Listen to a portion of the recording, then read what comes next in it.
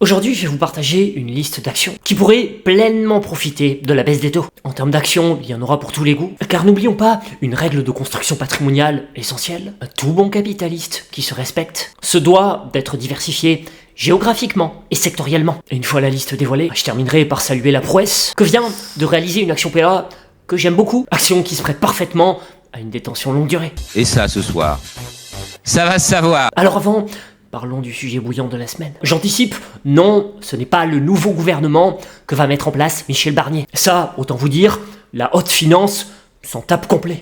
Rien à foutre. Ce que la haute finance va surtout regarder, c'est quelle sera l'ampleur de l'assouplissement monétaire qui sera annoncé par la Réserve fédérale américaine mercredi soir. L'assouplissement sera-t-il de 25 ou de 50 points de base? Là est la préoccupation des financiers. Je lisais ce week-end, dans la presse financière, la chose suivante: si chacun y va de son pronostic, l'outil FedWatch de CME Group accorde à ce stade une probabilité proche de 60% en faveur de la seconde option, c'est-à-dire un assouplissement monétaire de 50 points de base. 60%, c'est quasiment du moitié-moitié. En gros, je vous la fais courte. Comme d'hab, il n'y a personne qui sait avec exactitude ce qui se passera. N'oubliez pas la règle de Wall Street. Règle numéro 1 à Wall Street. Il y a personne qui sait. En tout cas, selon des données compilées par Bloomberg, les investisseurs misent actuellement sur une baisse des taux d'environ 110 points d'ici la fin de l'année. Et concernant la première baisse qui sera dévoilée mercredi soir à 20h, je vous invite à sortir le popcorn car ce sera intéressant à regarder, surtout qu'il pourrait y avoir du spectacle, peu importe le scénario. Je m'explique, une baisse de 50 points de base pourrait inquiéter les opérateurs de marché dans la mesure où cela signifierait que la Fed s'estime en retard sur le cycle économique, d'où la nécessité pour elle d'abaisser plus fortement. Qui dit retard sur le cycle, dit dérapage potentiel sur l'économie et donc panique sur les marchés. Et ça va péter, vous attendez? Quant à la réduction de 25 points de base, elle pourrait ne pas être appréciée à sa juste valeur, car elle pourrait s'avérer insuffisante à relancer l'activité, maintenant que le marché de l'emploi montre des signes de faiblesse. Donc vous voyez, on peut trouver du négatif dans les deux scénarios. C'est pourquoi une baisse des taux est toujours un événement important dans le monde de la finance. Bien que, de prime abord, cet événement, qu'il soit orchestré par la Banque Centrale Européenne ou par la Réserve Fédérale Américaine, les deux plus grandes banques centrales du monde, laisse souvent l'homme de la rue indifférent le jour de l'annonce. En tout cas, ce sont les mots de ce papier que je viens de vous lire. Et je dois avouer que je suis assez d'accord. La population, et c'est dommage, n'est pas vraiment regardante de ça. Pourtant, l'impact dans la vie d'une personne est bien là, car après quelques mois, une baisse de taux, la personne bénéficiera de conditions de crédit plus favorables pour acheter un logement ou pour acheter une voiture. En bourse, l'effet est bien sûr plus immédiat, d'autant que les investisseurs anticipent les répercussions d'une telle décision. Comme le relatait à juste titre ce papier, une baisse des taux permet d'améliorer la valorisation boursière des sociétés disposant d'une croissance solide sur plusieurs années, car mécaniquement, plus le taux d'actualisation utilisé pour les évaluer est faible, mieux les bénéfices futurs sont valorisés. Et si les bénéfices futurs sont mieux valorisés, forcément ça fait aussi le bonheur des actionnaires. Que du bonheur? Même les entreprises les moins qualitatives vont en profiter. Autrement dit, cet assouplissement monétaire favorise aussi les entreprises endettées, puisqu'elles vont pouvoir emprunter moins cher, ce qui est bien pour elles, car rappelons que l'économie de charges financières contribue à augmenter leurs bénéfices nets. Enfin, cette décision de réduire le coût de l'argent permet de développer les crédits et donc de doper la croissance économique, une mesure favorable aux entreprises cycliques. Ça, c'est intéressant. Globalement, vous l'aurez compris, la baisse des taux qui se profile. Si on se tape pas une méchante récession, il s'agit vraiment d'une excellente nouvelle pour les actions. En gros, ça maximise nos chances de prospérité. En devenant riche! L'histoire monétaire et boursière le prouve. Comme relaté dans ce papier financier, si on regarde ce qu'il s'est passé depuis près d'un siècle sur les marchés côté Fed, la création de la BCE étant trop récente, on constate que depuis un siècle, il n'y a eu que 2 fois où la baisse des taux n'a pas permis aux actions de monter, mais c'était en raison d'événements exceptionnels. Depuis 1929, s'il vous plaît, la Fed a procédé à 14 cycles de baisse de ses taux d'intérêt. John Platsard, directeur chez Mirabeau, relève dans ce papier financier, je cite, « Il y a 87% de chances pour que le S&P 500 monte dans les 12 mois qui suivent une première baisse des taux, et en moyenne, Wall Street progresse de 13,4% au bout d'un an après la première intervention. Ça sent bon cette histoire. À seulement 2 reprises, la bourse a reculé, en 2001 et en 2007.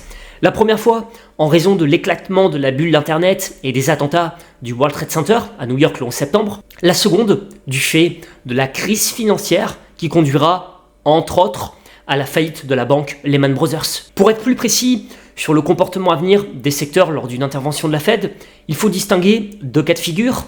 Une première hypothèse où la banque centrale ne parvient pas à éviter une entrée en récession des États-Unis. La seconde prend comme scénario une intervention efficace qui permet justement d'éviter cette récession. Aujourd'hui, c'est cette piste historiquement rare d'un atterrissage en douceur qui est privilégiée par les experts. Rappelons que le dernier soft landing dans une phase de baisse des taux aux États-Unis remonte à 1995 lorsque Alan Greenspan était président de la Fed. À l'époque, la santé, la consommation de base, alimentation-distribution, la finance et l'énergie avaient été les secteurs les plus recherchés. Alors qu'à l'occasion des 7 cycles de desserrement monétaire répertoriés depuis 1974, les matières premières, la tech, les foncières et les utilities ont été en moyenne les secteurs les plus performants en bourse. Pour synthétiser ce papier financier que je viens de vous lire, une baisse de taux, c'est généralement que du bonheur pour le marché action, sauf si on se tape une récession. Bien malin, celui qui saura prévoir ça. Donc, comme d'hab, il convient d'entrer prudemment sur les marchés. En tout cas, si vous êtes en quête d'idées d'action. Pour profiter de la détente des taux de la Fed, qui doit commencer le 18 septembre, Investir recommande de privilégier dans le secteur de la santé Biomérieux, Eli Lilly et Sanofi, dans celui de la consommation de base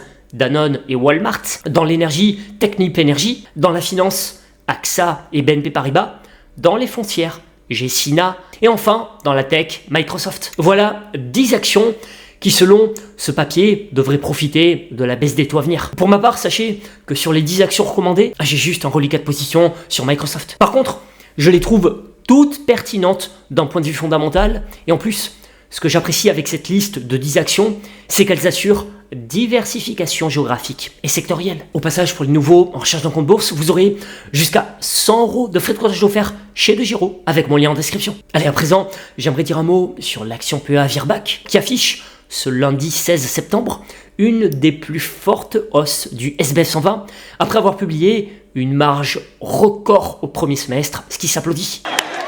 Virbac publie au titre du premier semestre 2024 un résultat net part du groupe en progression de 26,2% à 94,7 millions d'euros. Le groupe de santé animale a réalisé un chiffre d'affaires en croissance de 15,1% à 702,9 millions d'euros. À taux de change et périmètre constant, il a augmenté de 11,3%, porté, je cite, par l'augmentation concomitante des volumes et des prix. Pour l'ensemble de l'année 2024, Virbac confirme ses objectifs d'une croissance du chiffre d'affaires entre 7 et 9% à taux de change et périmètre constant, ainsi que d'un résultat opérationnel courant ajusté autour de 16% contre 15,1% en 2023. Tout ça fait que le titre Virbac a bondi aujourd'hui de plusieurs pourcents. Le groupe a annoncé un résultat opérationnel courant avant amortissement des actifs issus d'acquisition, donc les bits ajustés, en hausse de 36,9%, traduisant une marge record de 21,4%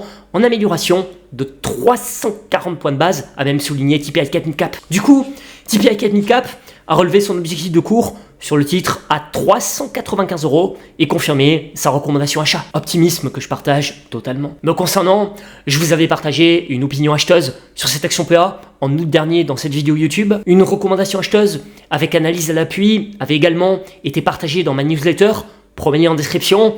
Depuis, c'est une performance à 2 chiffres générés. La note d'analyse partagée dans ma newsletter le mois dernier évoque notamment dans l'argumentaire d'achat un profil de risque très diversifié, 40 espèces et 50 gammes produits qui surperforment son marché depuis 5 ans. Autre point dans l'argumentaire d'achat, une visibilité excellente sur la croissance et sur le levier opérationnel. Bref, cette action PEA Virbac a pour moi tout à fait sa place dans la liste des 10 actions que je viens de vous partager. Voilà pourquoi je tenais à la saluer dans cette vidéo. Et si vous avez l'âme plus spéculative, une autre action PEA qui pourrait s'avérer fort intéressante en termes de potentiel haussier, c'est Vetoquinol, le concurrent de Virbac.